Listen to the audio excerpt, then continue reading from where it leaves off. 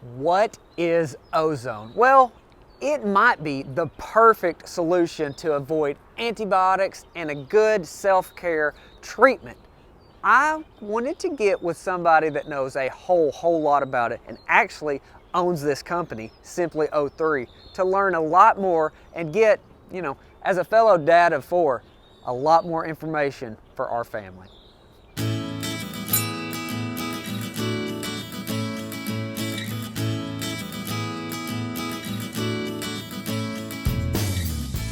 All right, Micah, the Ozonaut. I'm really excited to learn more from you. I feel like of all the people that I've come across, you're one of the best that talks about something that could be complicated and make it really easy to understand. And that's what we're all about. Things we can do for self-care too. Yeah, absolutely. Thanks for having me, man. I'm excited to talk about ozone therapy and whatever else comes up. You, you bet. It was really cool in trying to prep for the interview and stuff. I found out that you live up around the Lansing, Michigan area. I've got a lot of family up there, and what did you do in EMS? Were you?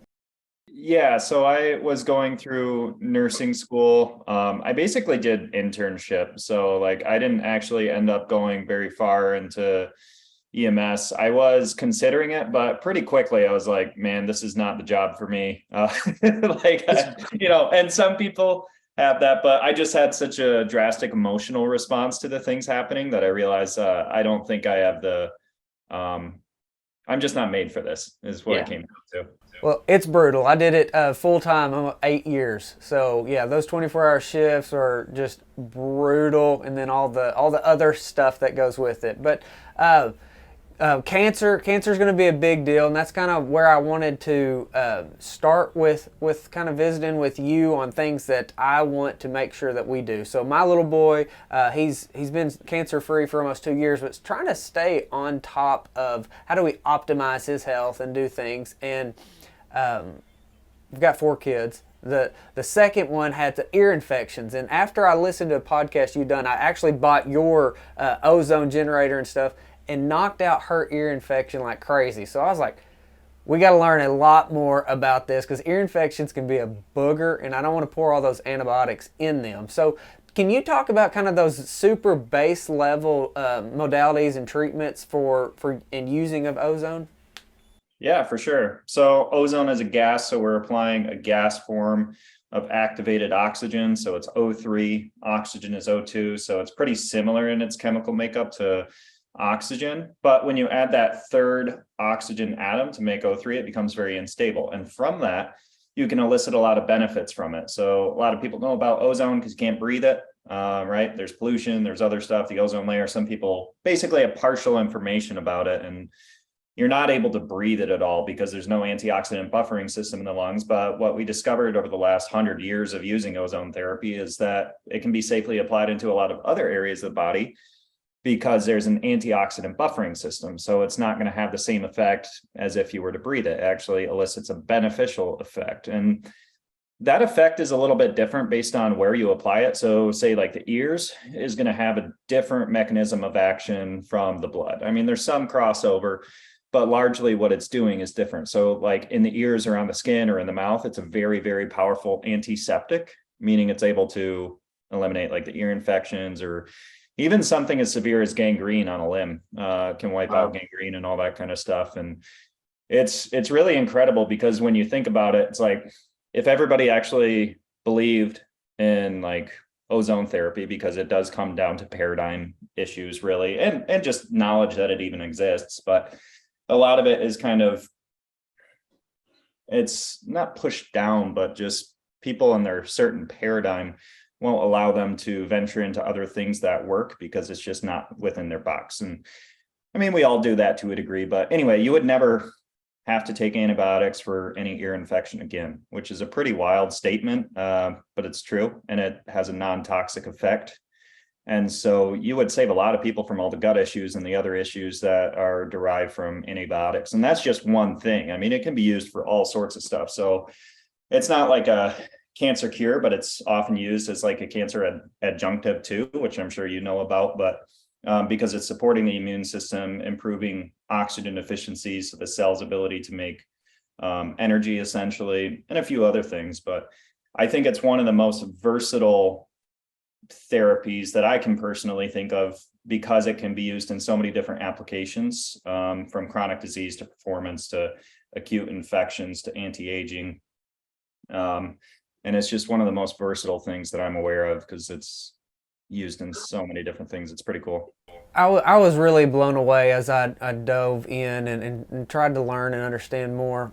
My approach with Lander was always like, what can potentially help a lot and not have any downside. And after research, outside of breathing it in, you can't breathe it in, obviously, but it is extremely safe on every way that I have looked at it.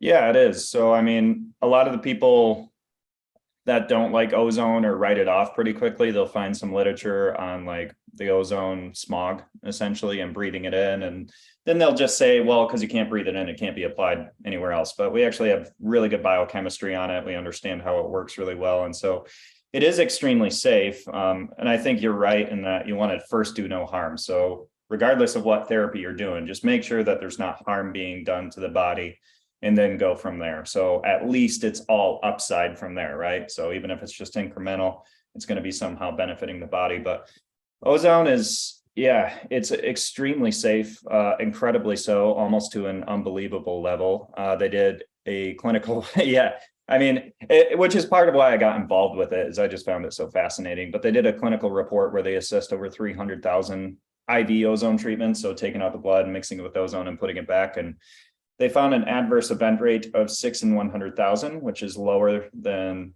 the use of aspirin, as an example. So extremely safe in that regard. And then they found a lot of the adverse event rate was due to the use of heparin, because when you pull blood out, you got to put in something so the blood doesn't clot up when you're putting it back in. And so they have to use a drug called heparin to prevent that from happening. But a lot of times the adverse events were due to that rather than the ozone. The biggest thing I will say, though, that isn't indicated as much in the literature, but just clinically, what a lot of doctors are seeing is because it's a really potent immune modulator, meaning it balances out the immune system, you can stimulate what's called a Herxheimer reaction. So if you say you have a lot of bugs in your body, and that can be fungus, that can be virus, bacteria, and your immune system isn't taking care of it properly and killing it off, well, that means your immune system isn't functioning quite at the level that it's supposed to be. So when you throw in something like ozone therapy, that's going to modulate the immune system. So if it's too high, it brings it down. If it's too low, it brings it up. You're stimulating the immune system, and then the immune system starts to kill off all these pathogens. Well, that releases a lot of endotoxins at the same time, which can essentially make you feel really sick. It's not like threatening or dangerous in any means, but it's can be really uncomfortable. So that's clinically the biggest issue that people run into is, oh, you just stimulated the immune system and now it's killing off a lot of bugs at the same time. It's totally avoidable if you just go slow with it. So it's able to be avoided, but that's where people get into the most issue with it, I would say. And that's not necessarily unique to ozone. That could be like starting a really good probiotic, or even Caroline Allen, who is a friend, she has B minerals, and that is a potential risk with like the humic and fulvic complexes. So that's kind of a common, your body's trying to detox and get better, and if you do it too fast, you're going to feel bad. Yeah, exactly. And I mean, ozone's a tool in the toolbox. It can be used for, like you were saying, a lot of different stuff. So there's like a lot of things that work with type 2 diabetes, for instance, ozone being one of them. So I think it's a good tool to have in the box, and it's helpful for a wide variety of things. But yeah, the Herxheimer, that can be found across a lot of different things. I think can be pretty potent with ozone from what I've seen. So people can get flu-like symptoms up to a week. That's not super common, and again, not dangerous, just very uncomfortable for people. And although the net effect is positive, you can still get that same net positive without inducing such an uncomfortable situation of feeling sick. Well, I'm a believer. I'm a fan. Lander, my oldest, he did have a couple ear infections that we had to just stay on top of with antibiotics, but none of my other kids, we've had to really deal with it. with the ozone. When you do say, so one of your kits has a stethoscope earplug thing, and what I do, and I want your opinion on this, is I'll put that in their little ears, kind of have it off a little bit, because if it pushes in there, sometimes they really don't like that. Put a little fan blowing away from them just to make sure that it's not getting in their face. And then I try to keep it on there kind of as long as they'll tolerate it. Do you have any advice as a fellow father of 4 on how we make sure we stay on top of that safely and easily? Yeah, well, the first thing is you're right not to, like, if you're using the stethoscope, which is this piece that goes into the ears and through it gas is being pushed, you don't want to like create a tight seal with it. We're coming out with a new one next year where that just won't even be possible. But essentially, if you decide that you want to clamp them in, create a tight seal and let pressure build up in the ear canal, that can induce like vertigo because you're pressurizing your ear canal. So don't do that. Allow some pressure to come out so that you're not over pressurizing your ear canal. But yeah, from a liability perspective, I can't actually talk on kids. I can say what I've done with my own, and then you can deduce from there what you want to do. So depending on age, like a lot of times I won't use the stethoscope because they're small, right? So they just don't need a huge dose. So I'll actually take a syringe, not the needle portion, right? So a syringe is the plastic body. It's not the needle. I'll fill that up with the ozone gas, and I'll just put, you can put a Q-tip on it, which is hollow. But a lot of times I just take it, put it in the ear, and then slowly push it into the ear.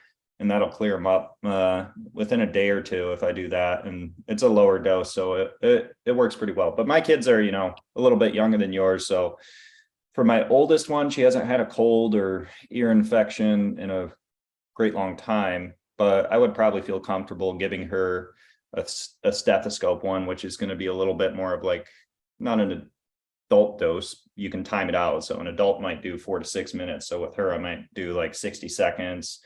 90 seconds, something like that. But yeah, none of our stuff has any information on kids because it's just one of those areas that if there ever is a problem, even if it's unassociated with our stuff and somebody points to that and says that was the problem, then I'm liable for it. So I have to, Sure. which I wish all the drug companies were like that. We would have a much better medical society, wouldn't we? Wouldn't it be nice if it wasn't only the alternative means? So the wound healing is also another big deal because it's the everything, antiseptic, antibacterial, antiviral. So how have you seen maybe like with diabetic neuropathy and the bagging being effective? I have heard where hyperbaric is very effective for that. Is that something you've seen with them? Yeah, so the bagging is more like if there's an issue on the skin, so say like a diabetic ulcer or something of that nature. It essentially stimulates growth factor, regenerates collagen, and kills off pathogens. So it allows things to heal up, and it's really, really good at doing that. So like I said, like gangrene, diabetic ulcers, that kind of stuff, it's really effective with doing. And that's when you take a bag, put it over the limb, and then you're infusing gas into the bag. So you're exposing the open wound or ulcer or abscess or whatever it is to the ozone. But with the skin, there's not a whole lot of evidence that the ozone actually like goes through the skin to have the same systemic response as doing like an IV or rectal or vaginal insufflation. So those are the 3 best ways based on the literature to date to get ozone therapy from a systemic perspective. So that would be people with like cancer, Lyme, autoimmune, infectious disease, mold toxicity, that kind of thing. And so, yeah, it's been used clinically. I can't remember any research off the top of my head because I haven't looked in depth on type 2 diabetes in a while, but it definitely helps with some of the issues, especially being metabolic in nature. So helping with improving oxygen efficiency so that they're generating more energy and essentially working from a fundamental level rather than like a drug oftentimes switches one system on or off. And so ozone therapy is working much more fundamental than that. It's getting down to the cells, helping them to use the oxygen to make energy, helping the immune system to perform well. Also works really well with microcirculation, which is blood flow throughout our body. A lot of people have seen like dark field microscopes. That's when you see like a product will say, hey, look at our product's effect on blood flow. And they'll have a picture of blood flow before and after. And then after, it's doing good. It's actually really easy to do that with a lot of different therapies, but ozone, I would say, is really next level on that because it works with things as severe as peripheral vascular disease. But essentially, microcirculation is not, it sounds kind of benign, like it's not going to have a huge impact on your health, but it's actually really important because what that means is nutrients getting to organs, byproduct getting offloaded, you're breathing it out, peeing it out, pooping it out. And so it's a really important process to have functioning well. So when people are sick, their circulation isn't performing as good as it should be. And some of these blood vessels are so small that like a red blood cell can't fit through them unless it's bending and folding. So we just don't even understand, or a lot of people, how small these things are and how efficiently it has to run to get good nutrients to the area and get byproduct away from there. And then the fourth other fundamental thing that it's doing in the body is working with chronic oxidative stress, which is really, sorry, I'm going off on a tangent here. No, it's all important. It's all important. They're the four things. So the four things that I think are important to understand from the benefits perspective of ozone therapy. But the fourth thing is mitigates chronic oxidative stress. So that's theorized to be the leading cause of aging and disease. And that's when there's these things called free radicals in your body that are really good. They signal to cells on what they need to do. But when you get too many free radicals, they start to have nothing to do. So they actually start to break the cells down. They break down mitochondria, and they cause all sorts of issues in the body on a very fundamental level. Ozone is really interesting because it's an oxidant, but it actually reverses that issue with the free radicals. And the way it does that is you're stimulating a small amount of stress in the body, kind of like exercise, ice baths, or saunas. And then the body responds by building back stronger, and actually responds with creating a bunch of antioxidants, a bunch of other beneficial stuff. And then it's able to mitigate or reduce the amount of oxidative stress you have in your body. So just a good stress. I love it. Yeah, exactly. I guess, I don't know, the way that a lot of people would probably feel the most safe with having the ozone done would maybe be going to a practitioner that uses IV ozone. What would be the best way to find a practitioner that does that? And then if that's out of the way, how do we get the best results at home using an ozone kit? Yeah, so I think from a benefits standpoint, the best benefits are to be found in IV ozone therapy, assuming that's for the systemic response. Obviously, if you have something on your skin, you can just do bagging to that area, and that's all it needs. But the best benefits are going to be like IV in a clinic. So you can search ozone therapy near me on Google and find a practitioner, hopefully relatively close. It's not quite everywhere yet. I think it will be in the next 5 years. And then secondarily, the other option is to do ozone therapy at home, but not as an IV. There's other ways that you can get the same benefits of an IV that are non-invasive, and those are the not fun ones to talk about, but they work really well. So the rectal insufflation, which is like an ozone gas enema, and then vaginal insufflation, which again is doing like a ozone gas enema. But essentially, you're taking a small amount of gas. You're doing what's called an insufflation. So you're inserting the gas, like say into the colon, holding it for like 30 seconds, and then you're good to go. That's the whole treatment. So the treatment only takes like 2 to 5 minutes. Cost of equipment is $2,000 or less. I mean, I think they go down to like $1,500, but essentially a IV per IV is going to cost anywhere from $200 up to $600, depending on the doctor and the protocol and some stuff like that. So it's relatively cheap, lasts a lifetime, and there's a lot of different ways you can use it. I mean, you could make it ozone water with it, pure medical grade ozone water. You can do the ear insufflations, you can do the bagging, you can make ozonated oil. There actually is a way, if you bubble it through oil, that you can breathe the gas. It's no longer ozone, it has turned into a peroxide, and then you're able to safely breathe that if it's been bubbled through oil first. So there's like 10, 12 things you can do with it at home. Micah, on the ozonated water, I actually came across a study that showed that it was a potential treatment for H. pylori. I don't know if you've seen that, but I've been on a big dive into H. pylori lately because I think it's a much bigger problem than a lot of people realize, and the cascade, those downstream effects, and that is a hard little booger to kill. So do you happen to know anything on that specifically? Yeah, I think in some of the literature I've read, like, what is it, 74% success rate or something of that nature. And I'm not sure how they were testing it and analyzing like how much there was at the beginning, how much at the end. I can't remember. It's been a couple of years since I read it, but yeah, essentially drinking ozone water or taking ozonated oil capsule pills. Both of those have a pretty high success rate with stomach parasites, Helicobacter pylori, and some other issues in really any stomach infections, because it's such a strong antiseptic. So yeah, and I don't know about the scope of the issue. When I first looked into it, I was like, oh, third world bug, but I'll talk about it anyway. And over the years, everybody's been like, no, it's kind of a big deal.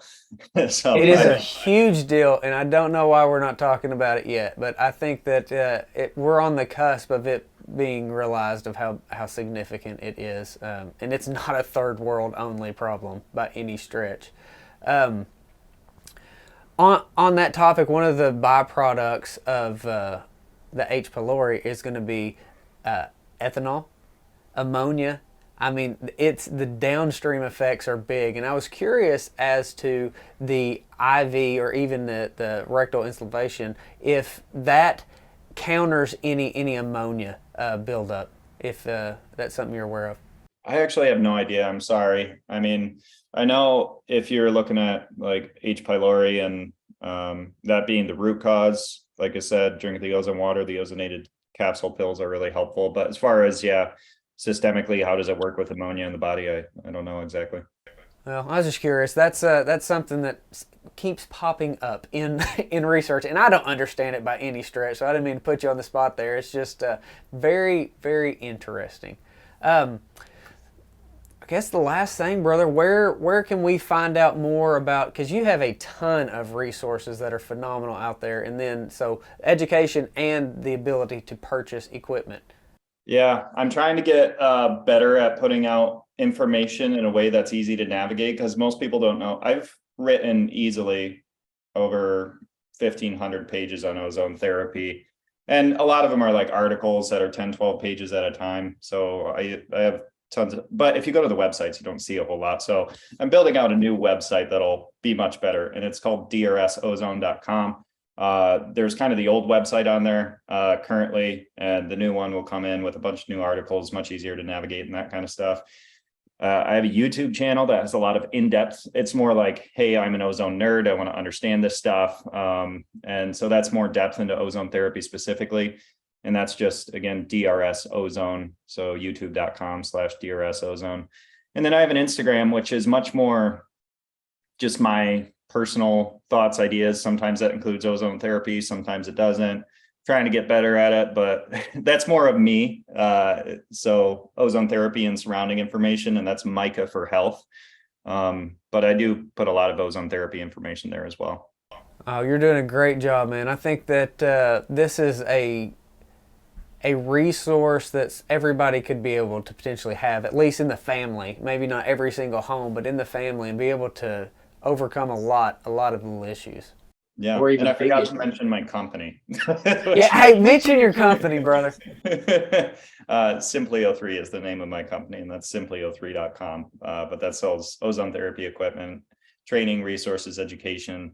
We don't, all that stuff is free. The equipment's not, but all the information is free. So I love it, and we'll link to it when the interview goes out. And man, I appreciate your time and the desire to help other people, because it's obvious with all the stuff that you've put out. So thank you. Yeah, absolutely. Thank you. I appreciate it. We'll talk to you soon.